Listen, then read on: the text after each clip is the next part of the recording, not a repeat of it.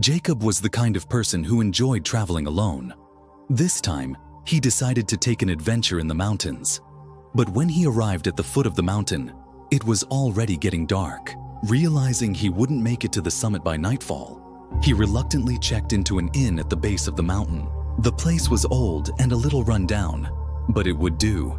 He wasn't looking for luxury, just a place to sleep for the night before heading up the mountain the next morning. The innkeeper, an elderly man, gave him the key to room number 7 and quietly told him to make himself comfortable.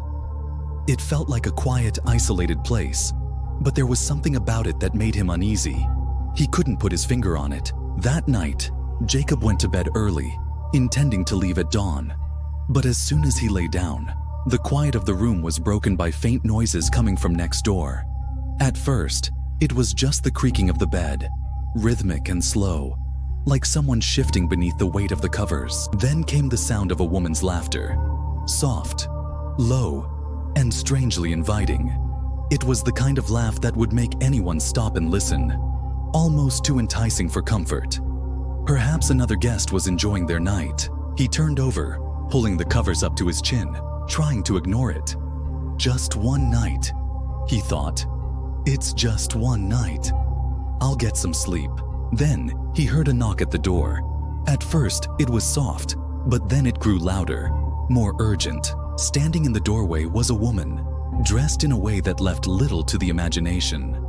Her clothes clung to her curves, and her smile was both playful and seductive.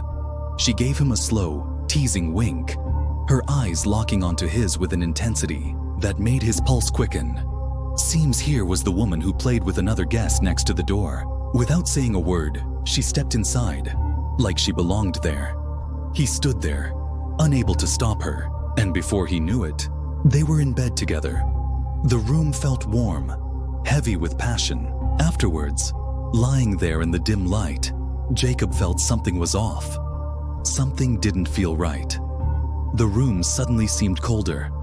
And then, when he looked at her again, his stomach twisted. Her face, her beautiful face, began to change. Her mouth stretched open, wider than humanly possible. Her throat split open, revealing a gaping hole, and blood began pouring out, splattering across the room in a thick, dark stream. Jacob froze, his heart racing, his breath caught in his chest. He tried to scream, but no sound came. Terrified, he scrambled out of bed, rushing toward the door. He ran downstairs, stumbling through the hallway, and burst into the innkeeper's office, gasping for breath. "What is going on here?" he shouted. "There was a woman in my room. Her throat was wide open, and she was bleeding everywhere. What kind of place is this?" The innkeeper's face went pale as a ghost. His hands trembled as he looked at the man. That was my wife," he said, his voice barely above a whisper. She had an affair with a guest in that room, but that guest wasn't just any man, he was a fugitive. After they were done, he shot her in the throat. She died right there, in that room. I never told anyone. It was a long time ago. I thought everything is gone, so I reopened the room, hoping to make some money. I never thought she'd come back. Jacob stood there, unable to comprehend what the innkeeper was saying. He wanted to leave, to get out of that cursed place.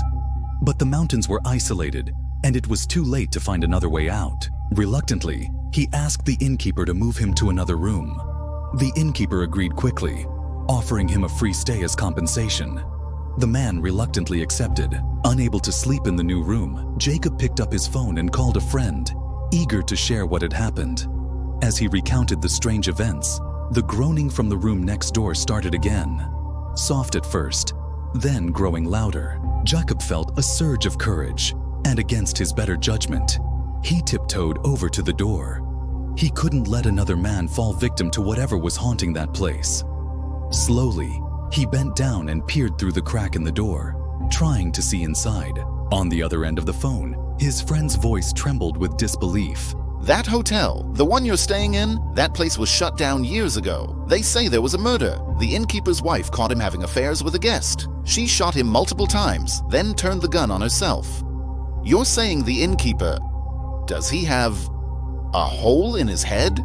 As if on cue, The man inside the room slowly turned his face toward the door, locking eyes with him through the crack.